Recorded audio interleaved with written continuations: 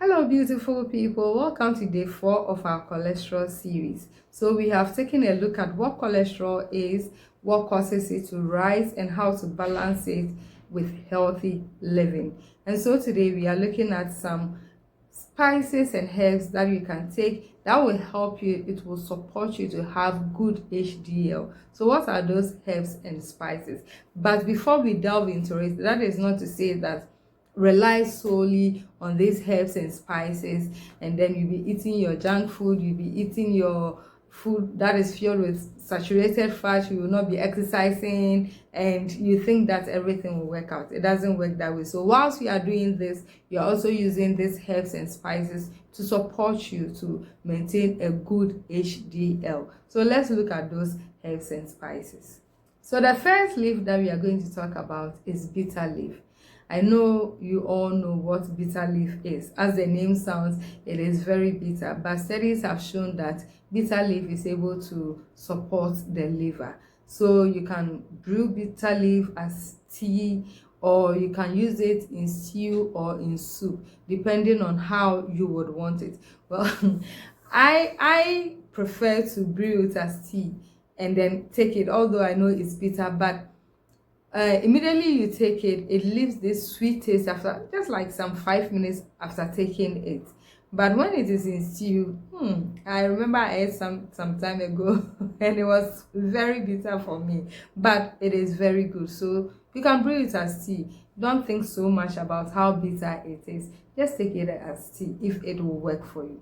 The next herb that we are looking at is a herb that is called Tridax procumbens. So it is been found out that this Tridax procumbens is able to help to lower the bad cholesterol and improve the good cholesterol. So you can also brew it as tea. You can brew it in its fresh form, or when you have it in abundance, what you have to do is just dry it in your room, and then you brew it as tea. When it is dry, like air dried, you brew it as tea. So if you are picking Tridax by the roadside, you have to be very careful. You have to know your source, where you are picking it from. It shouldn't be a place where they have used weedicides or herbicides there. You should be sure of where you will get your Tridax procumbens to use as herbal tea to help you with your cholesterol levels. Another spice that also helps with lowering your cholesterol is fennel seeds. You know fennel seeds, they are green and they are like small grains of rice. It is sold in the market, so you can brew it as a tea, or if you have the leaves or the stems, you can use it to cook. So there's fennel seeds and there's fennel plants. You can use all to cook. It is found out that it contains some, a certain substance that helps to block the absorption of bad cholesterol. That's a LDL. So you can brew fennel as tea. You can take the tea, just a teaspoon, boil hot water, and then put a teaspoon of the seeds in the water. Steep it for about 10 minutes, and then you drink it. Another spice also that helps with the cholesterol is turmeric. You can get your own turmeric from the market, and you can grate it and then dry it in the oven briefly, or air dry it and then you grind it into powder. With that, you know that you are taking raw turmeric. The ones that are on the market, you can't trust whether there are additives or not, so you can prepare your own turmeric at home. And then ginger. So turmeric and ginger, the same way that you prepare the turmeric, prepare the ginger the same way, and then add black pepper. When you go to the market, you can get black pepper from the women. Actually, there are two types. There's a foreign one and there's a local one. The local one is more spicy than the foreign one. So depending on what you like, all also work. So you can get that one and mix everything together, blend. Every evening, if you are going to bed, just take a teaspoonful of the mixture into warm water and drink as tea and go to bed. So with time, as it is also working on your inflammation in the body, it is also helping you fight cholesterol. So turmeric is one thing that also helps. So turmeric, ginger, black pepper. You can even add lemon, a squeeze of lemon, a tablespoonful of lemon into the tea and then you drink before you go to bed.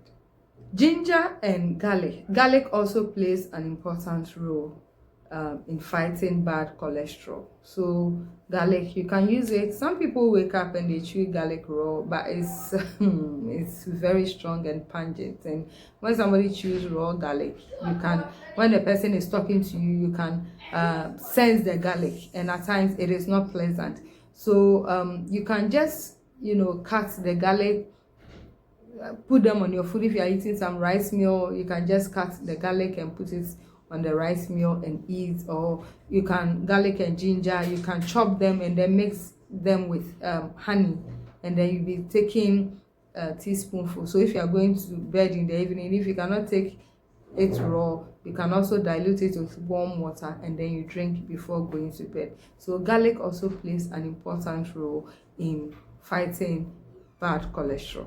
If you don't want let's say excessive blood, that your blood is too much, please don't be taking lemongrass because it has iron in it.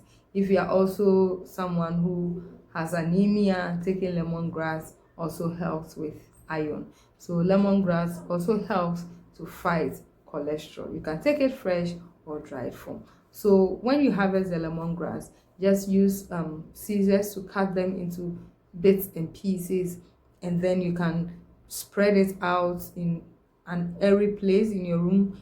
The sun shouldn't hit on it. Then with time, about 3 or 4 days, you see that it is dried, then you can pack it.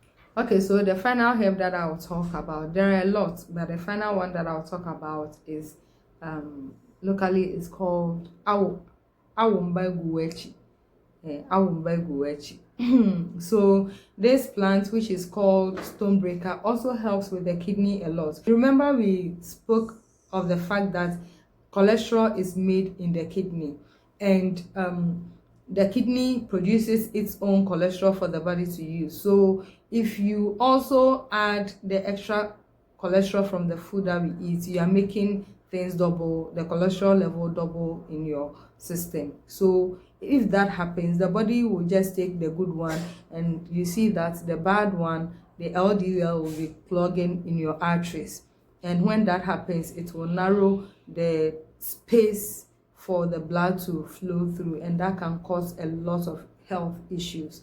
So stonebreaker helps with the kidney, and in a way it is also good to lower cholesterol when you take it as a tea. So you can, just like you did with the lemongrass, you can just get correct stonebreaker. Remember to always pick it at a place that you know it is safe. And stonebreaker is not difficult to germinate. At times, even if you have pots in your home and you have planted something in the pot, you keep on watching before you realize it's germinating in the pot. It's not difficult to germinate. So look around. If you have some at home, pick them, wash them. You can also dry them like you dry the lemongrass, and then from time to time you'll be brewing it as tea and then you'll be drinking.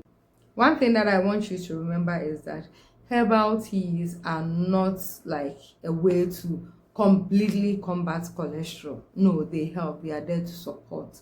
So whilst you are taking the herbal teas, you are exercising at least like 4 to 5 times within the week. Just go on a normal walk, gentle walk. If you can do brisk walk too, you should do. And then you are eating very well, eating foods that does not contain too much saturated fat. Once in a while you can take, but it shouldn't be your lifestyle. And remember that I said there are some people whose liver genetically always make more cholesterol than the body needs. So it is advisable that from time to time you check your cholesterol so that you know where it is. If it is okay, hooray, we thank God. But if they say that it is a bit high, then you would have to be conscious of what you eat and what you do. So take very good care of yourself, and remember that you are what you eat, and what you eat will eventually show up on your body. Thank you.